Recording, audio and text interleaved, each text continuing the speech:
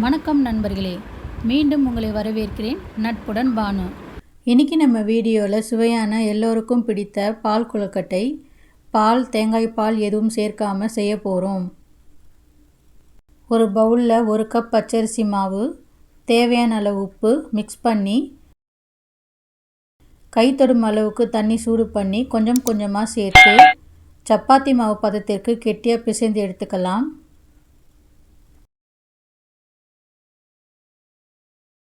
சின்ன சின்ன உருண்டையாகவும் நீல வாக்குலையும் எல்லா மாவையும் ரெடி பண்ணி எடுத்துக்கலாம். ஸ்டவ்வில் பேன் வச்சு 1 ஸ்பூன் நெய் விட்டு ஒரு பட்டை, ஒரு ஏலக்காய், ஒரு கிராம்பு பொரிஞ்சதும் 1 கப் அரிசி மாவுக்கு 3 கப் தண்ணி சேர்த்து கொதி வந்ததும் உருட்டி வச்ச அரிசி உருண்டைகளை சேர்த்துக்கலாம். நடுவில் கிளறி விட்டுக்கலாம்.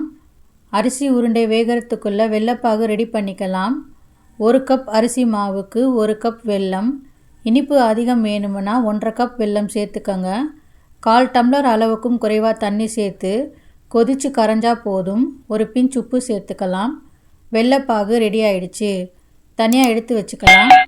இந்த ஸ்டேஜில் 1 ஸ்பூன் நெய், கொஞ்சமாக முந்திரி திராட்சை வறுத்து எடுத்து வச்சுக்கலாம். 10 நிமிஷம் ஆச்சு. அரிசி மாவு உருண்டை வெந்துடுச்சு. இப்போ வெள்ளைப்பாகு வடிகட்டி சேர்த்துக்கலாம். 2 ஸ்பூன் அரிசி மாவு தண்ணியில் கரைச்சி சேர்த்துக்கலாம். அப்போ தான் கொழுக்கட்டை திக்காக வரும்.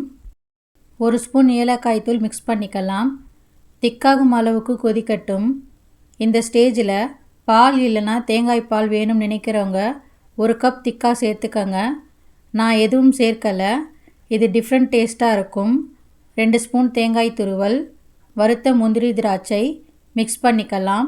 ஸ்டவ்வை ஆஃப் பண்ணிடலாம். பால் கொழுக்கட்டை ரெடி. குழந்தைங்க முதல் பெரியவங்க வரை விரும்பி சாப்பிடுவாங்க.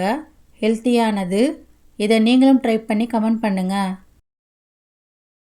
இந்த வீடியோ உங்களுக்கு பிடிச்சிருந்தா சப்ஸ்கிரைப் பண்ணுங்கள். பக்கத்தில் இருக்கிற பெல் ஐக்கான் கிளிக் பண்ணி ஆல் ப்ரெஸ் பண்ணிவிடுங்க. அப்படியே லைக், கமெண்ட், ஷேர் பண்ணுங்கள். அப்போ தான் நான் போடுற வீடியோ உடனே நோட்டிஃபிகேஷனில் வந்துடும். ஒவ்வொரு கணமும் ஒரு புதிய ஆரம்பம். நன்றி.